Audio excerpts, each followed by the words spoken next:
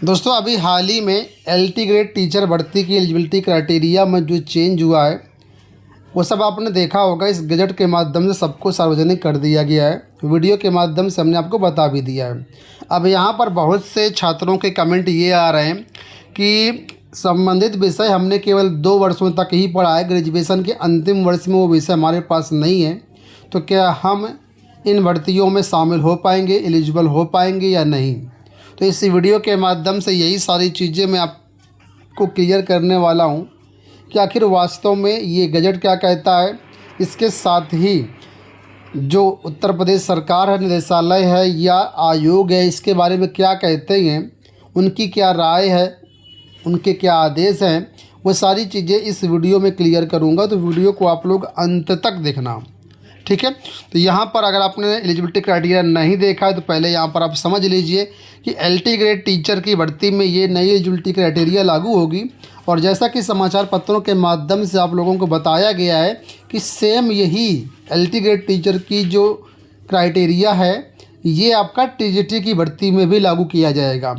अभी तक टीजीटी और एलटी ग्रेड दोनों के भर्ती नियम, पात्रता अलग अलग थे, लेकिन अब सरकार चाहती है कि जब सेम ग्रेड पे है, सेम वेतन है, सेम ही सिलेबस पढ़ाया जाना है, तो फिर एलिजिबिलिटी क्राइटेरिया और चयन प्रक्रिया अलग अलग क्यों रखी जाए, दोनों को एक ही किया जाए। तो उसी कड़ी में यहाँ पर टीजीटी और एलटी अब दोनों की एलिजिबिलिटी क्राइटेरिया सेम हो जाएगी। हालांकि इसमें अभी तक ऑफिशियल पुष्टि नहीं है कि टीजीटी 2025 के लिए क्या एलिजिबिलिटी क्राइटेरिया होगा, लेकिन फिर भी समाचार पत्रों के माध्यम से जो अपडेट आई है उसके अनुसार आप लोग ये समझ सकते हैं।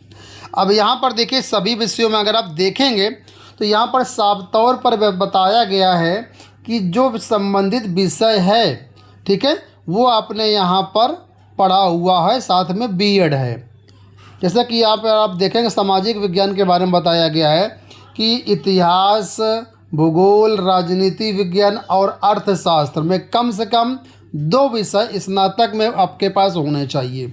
अब बहुत से ऐसे छात्र हैं जो कि स्नातक के 2 वर्षों तक पढ़ लेते हैं, लेकिन स्नातक के तृतीय वर्ष में जब जाते हैं तो एक विषय को ड्रॉप करना होता है स्नातक में, क्योंकि 2 ही विषय बहुत सारी यूनिवर्सिटी में चलते हैं।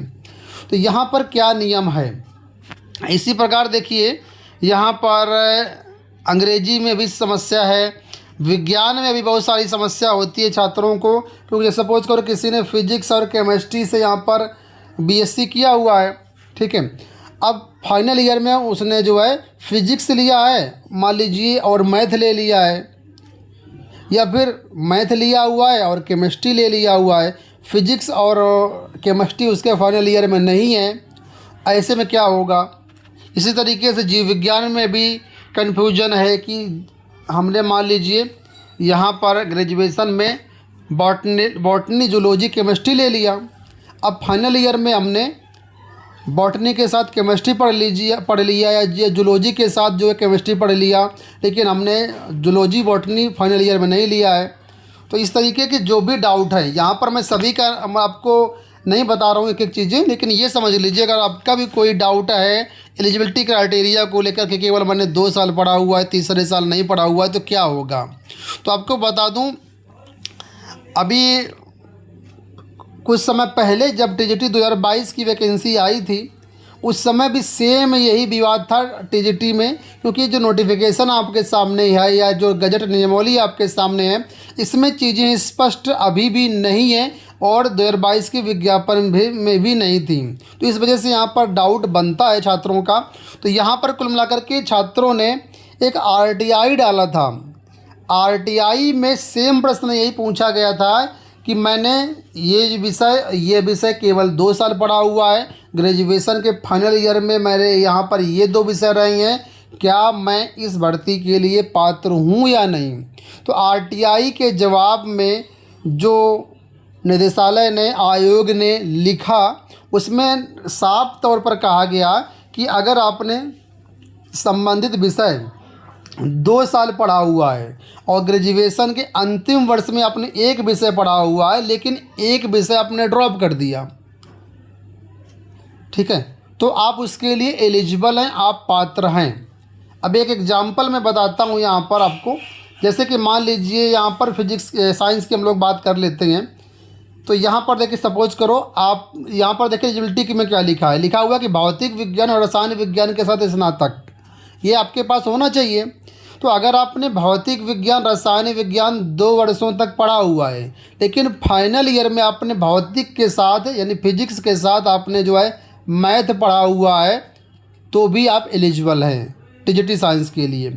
इसी प्रकार अगर आपने ग्रेजुएशन के फाइनल ईयर में केमिस्ट्री पढ़ा हुआ है और मैथ पढ़ा हुआ है, तो क्या आप एलिजिबल हैं कि नहीं हैं? तो भी आप एलिजिबल हैं, लेकिन शर्त यही है कि यहाँ पर आपने फिजिक्स और केमिस्ट्री कम से कम 2 साल पढ़ा हुआ होना चाहिए। फाइनल ईयर में नहीं है तो कोई दिक्कत वाली बात नहीं है। इसी तरीके से यहाँ पर जीव विज्ञान और वनस्पति विज्ञान में भी है, इसी तरह बाकी सभी विषयों में यही है। सोशल को लेकर के भी बहुत लोग कंफ्यूज रहते हैं, तो सोशल साइंस में भी अगर आपने 4 विषय जो बताए गए हैं, इन 4 विषयों में से कोई भी अगर आपने 2 विषय 2 साल तक पढ़ा हुआ है, जहाँ से देख लीजिए कोई भी 2 विषय आपने 2 साल तक पढ़ा हुआ है और तृतीय वर्ष में सिर्फ आपका एक ही विषय रह गया है, मतलब इनमें से, और एक कोई दूसरा विषय है, तो भी आप इसके लिए एलिजिबल हैं। यहाँ पर अगर आप ध्यान से देखेंगे इस नोटिफिकेशन में, तो यहाँ पर कहीं भी ये मेंशन नहीं किया गया है कि संबंधित विषय आपका 3 साल होना चाहिए, नहीं लिखा है। आप पूरे नोटिफिकेशन को देख लीजिए, पढ़ लीजिए, कहीं पर भी मेंशन नहीं किया गया कि आपका जो संबंधित विषय है वो 3 साल होना चाहिए। 3 साल की कहीं भी कोई अनिवार्यता नहीं है, ठीक है। तो आपने 2 साल पढ़ा हुआ है तो बिल्कुल आप निश्चिंत रहें, आप पात्र हैं। इससे पहले भी जब भर्तियां होती थी तो सेम यही चीज़ें थी। बहुत सारे लोग ऑलरेडी जॉब कर रहे हैं, सेम आपके जैसे लोग जिनको ये समस्या है कि मैंने 2 साल पढ़ा हुआ है। मैं तो कहूँगा सैकड़ों लोग होंगे ऐसे जो कि अलग अलग विषयों, जैसे कि हिंदी में हो गया या विज्ञान में हो गया या जीव विज्ञान में हो गया, सोशल में हो गया, बहुत सारे लोग जॉब कर रहे हैं और इस प्रकार की उत्तर प्रदेश में कोई समस्या नहीं है। हालांकि जो केंद्र सरकार की वैकेंसीज आती हैं उसमें ये पात्रता, मतलब ये बाध्यता रहती है कि आपका 3 साल होना चाहिए, और वो चीज़ें नोटिफिकेशन में भी स्पष्ट रूप से लिखी रहती हैं कि ये विषय आपने ग्रेजुएशन के 3 साल पढ़ा हुआ हो। तो यहाँ पर 3 साल की कोई बाध्यता नहीं है, आप निश्चिंत होकर के अपनी तैयारी कर सकते हैं, ठीक है।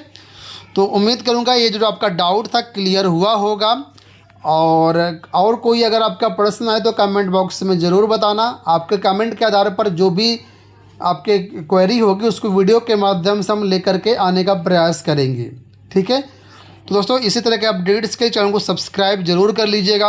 और अगर आप टीचिंग एग्ज़ाम की तैयारी करते हैं तो मैं कहूँगा आपको कि हमारा एप्लीकेशन है AB tech online test series, ठीक है।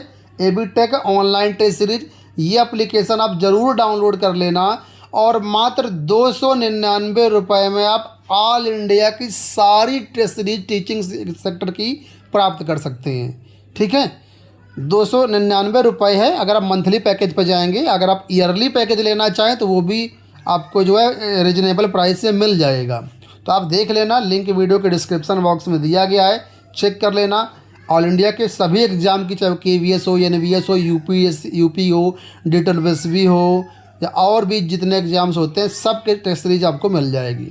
इस वीडियो में दोस्तों इतना ही, धन्यवाद।